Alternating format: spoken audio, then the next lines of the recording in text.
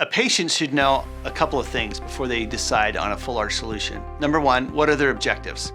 Just like anything else, one size doesn't always fit all. We need to make a decision together based on what's best for you. How does the bone look in there? How does the tissue look? What do we need to do to augment that bone? Do we need to do bone grafts, to do other surgeries that will help? So we need to make a decision together how to best proceed. And that's not always the same thing for every person that walks through the door. At the point at which we say, yeah, you're a good candidate, there are options.